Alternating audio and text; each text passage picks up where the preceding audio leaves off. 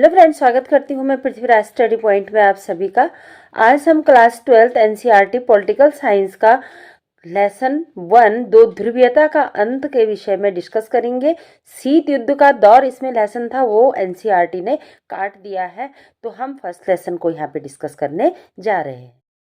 दो ध्रुवीयता का अंत को स्टार्ट करने से पहले हमें शीत युद्ध के बारे में जानना बहुत जरूरी है, क्योंकि शीत युद्ध से ही कनेक्ट जो है दो ध्रुवीयता का अंत जो लेसन है वो है। इसमें जो है शीत युद्ध जैसे ही द्वितीय विश्व युद्ध समाप्त हुआ वैसे ही शीत युद्ध स्टार्ट हो गया था। शीत युद्ध का मतलब है कि कोई हथियारों का ये युद्ध नहीं था, इसमें केवल विचारों की लड़ाई थी। पूरे विश्व में दो ही महाशक्तियां थी, सोवियत संघ और अमेरिका। दोनों चाहते थे कि हमारा वर्चस्व विश्व में हो और इसीलिए विचारों की लड़ाई इनकी हुई। शीत युद्ध का स्टार्ट यहीं से हुआ और ये चाहते थे कि एक तो अमेरिका चाहता था कि पूरे विश्व में पूंजीवादी व्यवस्था लागू हो और सोवियत संघ चाहता था कि पूरे विश्व में साम्यवादी व्यवस्था लागू हो।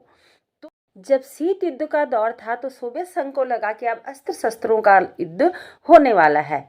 क्यूबा एक छोटा सा देश है जो कि अमेरिका के बिल्कुल पास है, लेकिन यहाँ पे सैनिक अड्डा बनाया सोवियत संघ ने।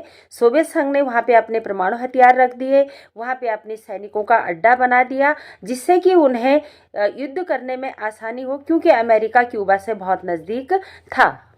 इस बात की भनक अमेरिका को लगभग एक हफ्ते बाद लगी कि ऐसा भी हो रखा है कि क्यूबा में सोवियत संघ ने अपना सैनिक अड्डा बना रखा है। तो बड़ी किरकिरी इनकी हुई और सोवियत संघ ने जो है अपना सारा पैसा अपने परमाणु हथियारों पे लगा दिया। ये भी इसके विघटन का एक कारण बनता था और लास्ट में जो है सोवियत संघ का विघटन हो गया और रूस इसका उत्तराधिकारी बना। और दो ध्रुवीयता का जो अंत है वो इसी से कनेक्ट है, शीत युद्ध से। और दो ध्रुव का मतलब है कि अमेरिका और सोवियत संघ का उत्तराधिकारी रूस बना। और उसके बाद जो है अब मैं डिस्कस करूंगी दो ध्रुवीयता का अंत। सबसे पहले आता है कि सोवियत प्रणाली क्या थी। समाजवादी सोवियत गणराज्य यूएसएसआर भी इसको कहा जाता है, रूस में हुई 1917 की समाजवादी क्रांति के बाद ये अस्तित्व में आया। यह क्रांति पूंजीवादी व्यवस्था के विरोध में हुई थी और समाजवाद के आदर्शों और समता मूलक समाज की जरूरत से ये प्रेरित थी, जो रूस की 1917 की क्रांति हुई। यह मानव इतिहास में निजी संपत्ति की संस्था को समाप्त करने और समाज को समानता के सिद्धांत पर सचेत रूप से रचने की सबसे बड़ी कोशिश थी। ऐसा करने में सोवियत प्रणाली के निर्माताओं ने राज्य और पार्टी की संस्था को प्राथमिक महत्व दिया। सोवियत राजनीतिक प्रणाली की धुरी कम्युनिस्ट पार्टी थी, एक ही पार्टी का वर्चस्व था उस समय। इसमें किसी अन्य राजनीतिक दल या विपक्ष के लिए कोई भी जगह नहीं थी और अर्थव्यवस्था योजनाबद्ध और राज्य के नियंत्रण में थी। विश्व युद्ध के बाद यूरोप के देश सोवियत संघ के अंकुश में आ गए और सोवियत सेना ने इन्हें फांसीवादी ताकतों के चंगुल से मुक्त कराया था। इन सभी देशों की राजनीतिक और सामाजिक व्यवस्था को सोवियत संघ की समाजवादी प्रणाली की तर्ज पर ढाला गया। इन्हें ही समाजवादी खेमे के देश या दूसरी दुनिया कहा जाता है। इस खेमे का नेता समाजवादी सोवियत गणराज्य था। दूसरे विश्व युद्ध के बाद सोवियत संघ महाशक्ति के रूप में उभरा और अमेरिका को छोड़ दे तो सोवियत संघ की अर्थव्यवस्था शेष विश्व की तुलना में कहीं ज़्यादा विकसित थी। सोवियत संघ की संचार प्रणाली जो थी बहुत उन्नत थी, उसके पास विशाल ऊर्जा संसाधन था, मशीनरी उत्पादन शामिल है इसमें, खनिज तेल, लोहा और इस्पात। सोवियत संघ के दूर दराज के इलाके भी आवागमन की सुव्यवस्थित और विशाल प्रणाली के कारण आपस में जुड़े हुए थे। सोवियत संघ का घरेलू उपभोक्ता उद्योग भी बहुत उन्नत था और पिन से लेकर, एक छोटी सी पिन से लेकर और कार तक सभी चीजों का उत्पादन सोवियत संघ में होता था उस समय। और हालांकि सोवियत संघ के उपभोक्ता उद्योग में बनने वाली वस्तुएं गुणवत्ता के लिहाज से पश्चिमी देशों के स्तर की नहीं थी, लेकिन सोवियत संघ की सरकार ने अपने सभी नागरिकों के लिए न्यूनतम जीवन स्तर सुनिश्चित कर दिया था।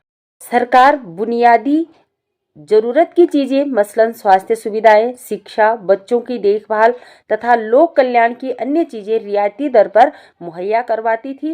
बेरोजगारी वहां पे बिल्कुल भी नहीं थी। मिल्कियत का प्रमुख रूप राज्य का स्वामित्व था तथा भूमि और अन्य उत्पादक संसाधनों का स्वामित्व होने के अलावा नियंत्रण भी उसमें राज्य का ही था। फिर सोवियत प्रणाली पर नौकरशाही का शिकंजा कसता चला गया और यह प्रणाली सत्तावादी हो गई, क्योंकि एक ही पार्टी का वर्चस्व था और एक ही पार्टी अगर सत्ता में रहती है तो वो निरंकुश बन जाती है और जनता पे फिर वो अपने कहर ढाना भी शुरू कर देती है। तो वैसा ही सोवियत संघ में भी हुआ। यह प्रणाली सत्तावादी हुई और नागरिकों का जीवन बहुत कठिन होता गया। लोकतंत्र और अभिव्यक्ति की आज़ादी नहीं होने के कारण लोग अपना असहमति अक्सर चुटकुलों से और कार्टूनों में व्यक्त करते थे। सोवियत संघ की अधिकतर संस्थाओं में सुधार की जरूरत थी, क्योंकि वहां पे जो है नौकरशाही बिल्कुल जनता पे हावी होने लग गई थी। सोवियत संघ में एक दल यानी कम्युनिस्ट पार्टी का ही वर्चस्व था, उन्हीं का शासन था और इस दल का सभी संस्थाओं पर गहरा अंकुश भी था। यह दल जनता के प्रति जवाबदेह नहीं था, जनता को बोलने का कोई अधिकार नहीं था। जनता ने अपनी संस्कृति और बाकी मसलों को साथ संभाल कर अपने आप करने के लिए 15 गणराज्यों को आपस में मिलाकर सोवियत संघ बनाया था, लेकिन पार्टी ने जनता की इस इच्छा को पहचानने से इनकार कर दिया और सोवियत संघ के नक्शे में रूस संघ के 15 गणराज्यों में से एक था और वास्तव में रूस का हर मामले में अपना अलग ही प्रभुत्व था। अन्य क्षेत्रों की जनता अक्सर उपेक्षित और दमित महसूस करती थी और जब रूस का अच्छा प्रभुत्व था तो इसीलिए सोवियत संघ का उत्तराधिकारी भी रूस ही बना। हथियारों की होड़ में सोवियत संघ ने समय समय पर अमेरिका को बराबर की टक्कर दी, लेकिन इसे इसकी भारी कीमत चुकानी पड़ी। सोवियत संघ प्रौद्योगिकी और बुनियादी ढांचे मसलन परिवहन ऊर्जा के मामले में पश्चिमी देशों की तुलना में फिर से पीछे रह गया। लेकिन सबसे बड़ी बात यह थी कि सोवियत संघ अपने नागरिकों की राजनीतिक और आर्थिक आकांक्षाओं को पूरा नहीं कर सका। सोवियत संघ ने 1979 में अफगानिस्तान में हस्तक्षेप किया। 1 नंबर का क्वेश्चन अभी हापेली में भी आया हुआ था ये कि सोवियत संघ ने अफगानिस्तान में कब हस्तक्षेप किया, तो 1979 में इसने जो है अफगानिस्तान में हस्तक्षेप किया था। इससे सोवियत संघ की व्यवस्था और भी कमजोर हुई। हालांकि सोवियत संघ में लोगों का पारिश्रमिक लगातार बढ़ा, लेकिन उत्पादकता और प्रौद्योगिकी के मामले में वह पश्चिम के देशों से पीछे छूट गया। इससे हर तरह की उपभोक्ता वस्तु में कमी हो गई। खाद्यान्न का आयात साल दर साल बढ़ता गया और 1970 के दशक के अंतिम वर्षों में यह व्यवस्था लड़खड़ा रही थी और अंततः यह ठहर सी गई। अब इसके बाद में नेक्स्ट पार्ट में गोर्बाचेव और सोवियत संघ का विघटन के बारे में आपको डिस्कस करूंगी।